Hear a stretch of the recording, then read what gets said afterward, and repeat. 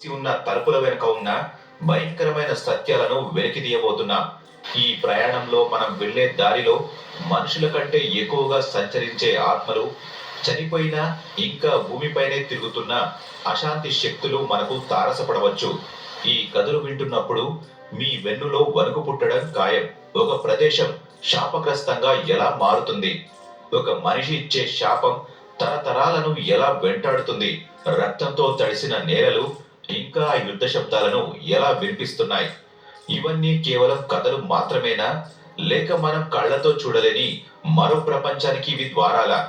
మనం ఇప్పుడు భారతదేశంలోని అత్యంత భయంకరమైన రాత్రిపూట అడుగు పెట్టడానికి ఎవరు సాహసించని ఆ 10 దయ్యాల గ్రామాల రహస్యాల్లోకి లోతుగా వెళ్ళబోతున్నాం. సిద్ధంగా ఉండండి. ధనుష్కోడి, తమిళనాడు. సముద్రపు గర్భంలో కలిసిపోయిన నగరం తమిళనాడు రాష్ట్రంలోని రామేశ్వరం అంచున ఉన్న ధనుష్కోడి ఒకప్పుడు దక్షిణ భారతదేశంలోనే అత్యంత సంపన్నమైన మరియు వ్యూహాత్మకమైన ఓడరేవు నగరం.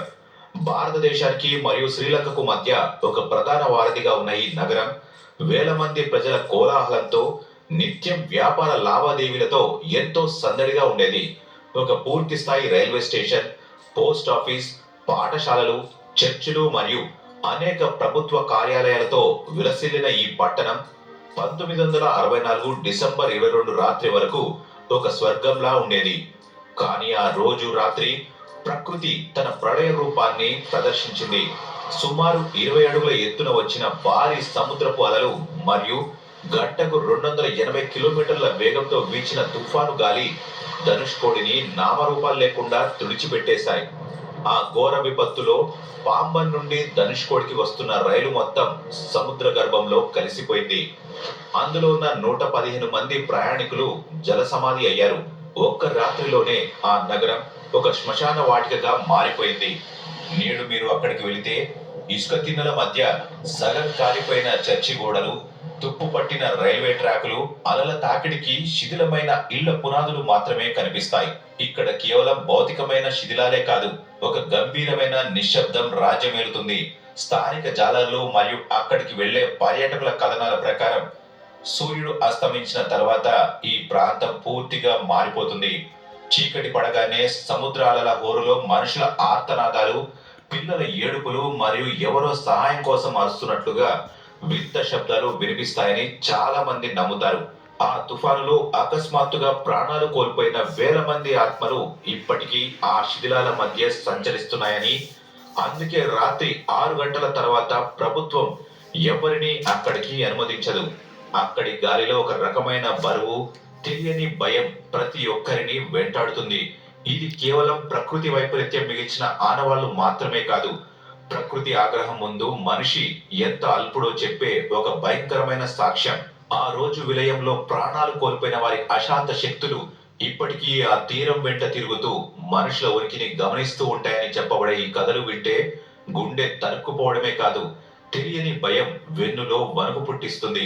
కుల్దరా, రాజస్థాన్. రాత్రికి రాత్రే ఖాళీ అయిన శాపగ్రస్త గ్రామం.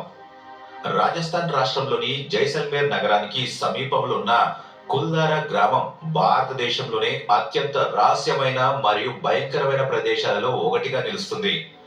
సుమారు 2 దశాబ్దాల క్రితం వరకు ఈ గ్రామం ఎంతో సంపన్నంగా కలకలలాడుతూ ఉండేది.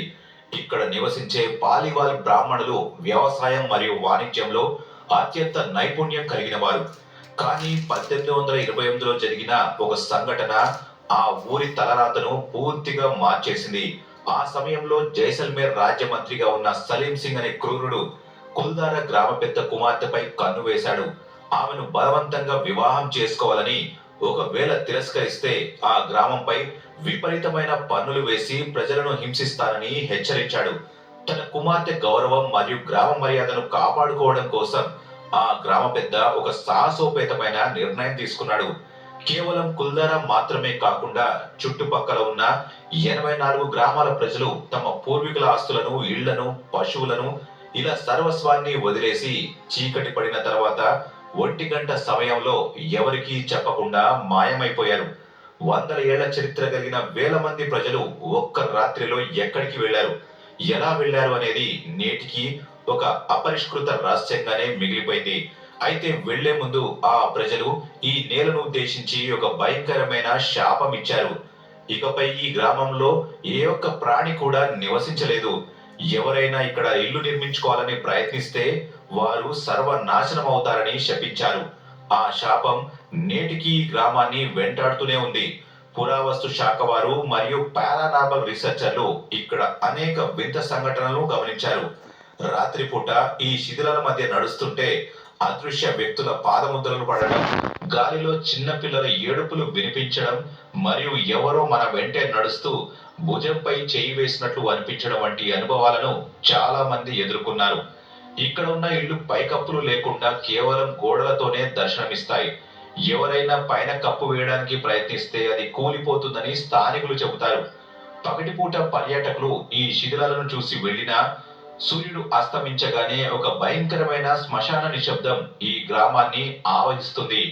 ఆ ప్రజల ఆవేదన, వారి శాపం ఆ గోడల మధ్య ఇప్పటికీ సజీవంగా ఉన్నాయని, అందుకే ప్రభుత్వం రాత్రిపూట ఇక్కడికి ఎవరిని అనుమతించదని భావిస్తారు. ఈ నిర్మానుష్య గ్రామం కేవలం రాళ్ల కుప్ప కాదు, అణిచివేతకు వ్యతిరేకంగా ఒక జాతి మొత్తం ఇచ్చిన ఆత్మ గౌరవ పోరాటానికి మరియు వారు మిగిల్చిన శాశ్వత భయానికి నిలువెత్తు సాక్ష్యం. शिव